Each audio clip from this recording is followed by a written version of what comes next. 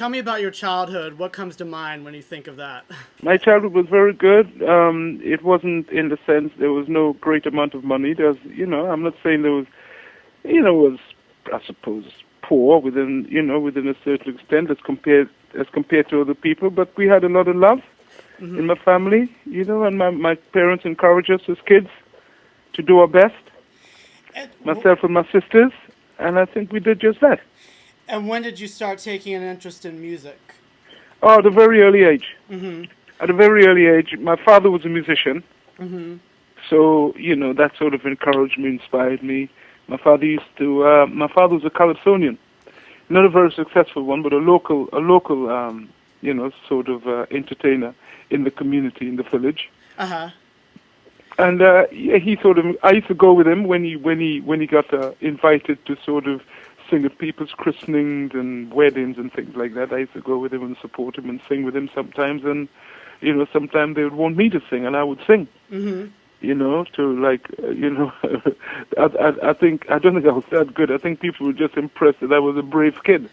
This is in Trinidad. Okay, yeah, before you moved to England. That's right, before I went to England. I came to England when I was 10 years old.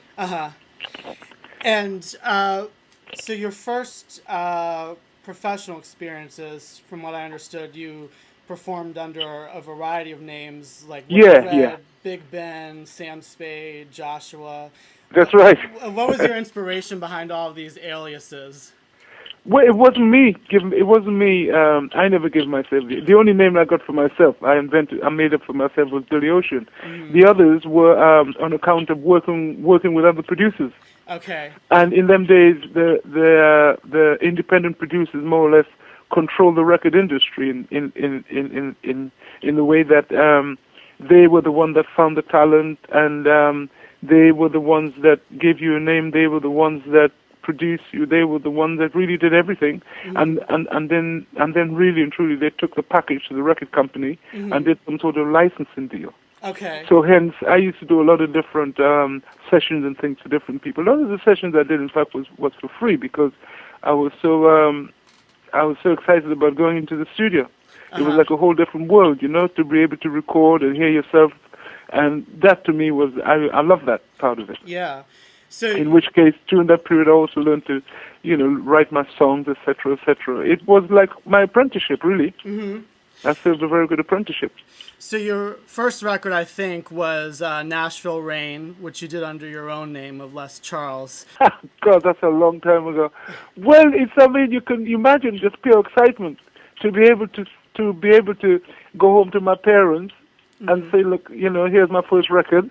Yeah. You've got it. You're singing, and all the time you say you're interested in singing, and then one day you have proof that there's this vinyl with your voice on it, and it's a great feeling. So, what was the deal with the Scorched Earth? Was that a real band, or was it something just put together as a vehicle for yourself? Again, yeah, it was as I said in them days, producers made up the package. So then Scorched Earth was a song written. I didn't write that. It was a song written by a gentleman called Ben Finden. Right. Who, by that time I was getting involved with, I was doing more music and less 9 to 5, if you know what I'm saying.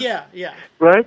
And Scorched Earth was really on account of a song that Ben wrote called On the Run. Right. And I was Scorched Earth, really. If anything had happened, you see what happens then is that if anything happens, then you build a band around the person. Right. You build a band around the artist.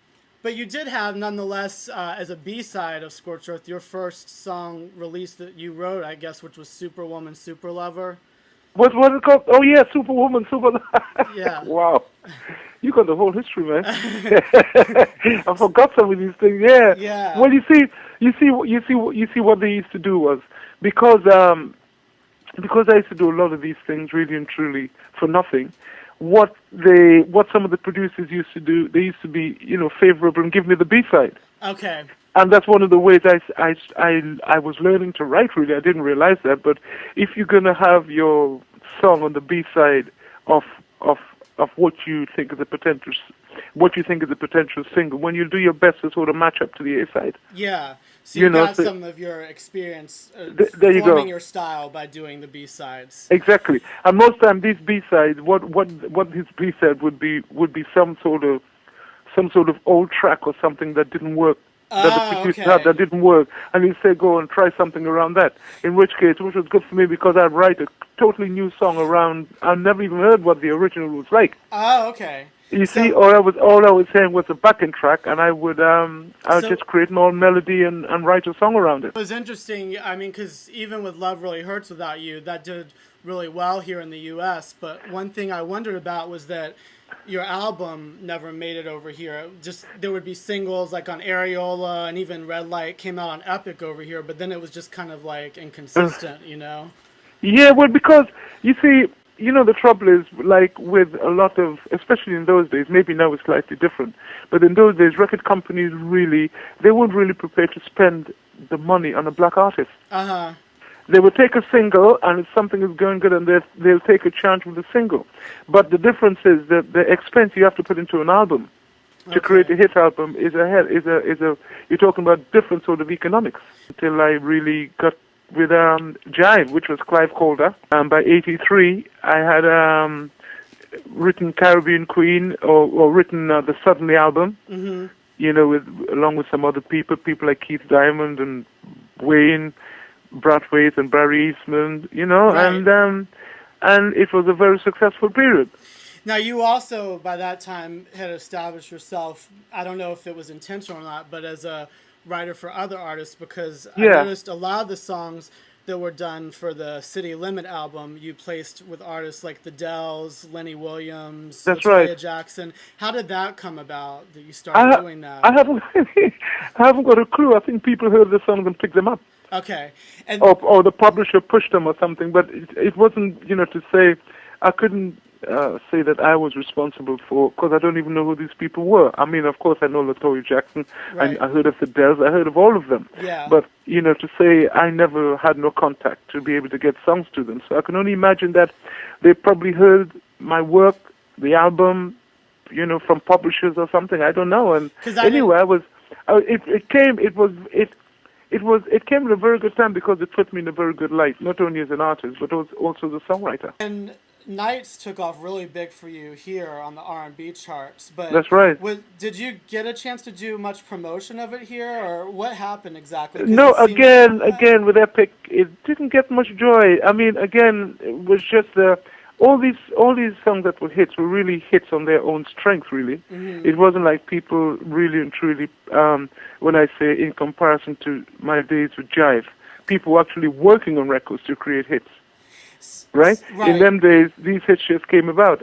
But one of the things I did, but what it did help me in the U.S. market. I went to. They invited me over to New York at a place. I don't know if the club is still around, called Paradise Garage. oh no, it's gone, but it's a classic, yeah. Right. Well, right. Well, I went there. I was invited there, and I did very well because it wasn't like from scratch because I was over here, over in Europe, doing a lot of club dates and things. Right, Club dates that I wasn't really getting a lot of money for, but I was. It was like it was a great period because it was like experience. yeah. So when Nights took off in America, or when we had a hint of success in America, and I was invited over to perform at Paradise Garage, I was ready. It was like a boxer in training, waiting for his first fight. How did it affect you when you were at Jive, and after all those years of having kind of hits and misses, That's it's like right. you had a very concentrated period of time with just a string of big That, hits. You won a that's right. Grammy, an American Music Award, and That's all right. that. How did that all affect you when you went through that? Well, I mean, it was. What can I say? It was great. It almost as if it was something that I was working towards, and my time had come basically. Right. My time had come. I was working. All of a sudden, I had Jive promised me they'd send me to America, and and all the promises they made, they kept true to it.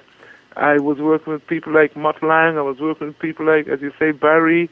Very, very talented people. Barry was Lena Horne's musical director when he was 18. Oh wow. Wayne Brathwaite was working at Herbie Hancock.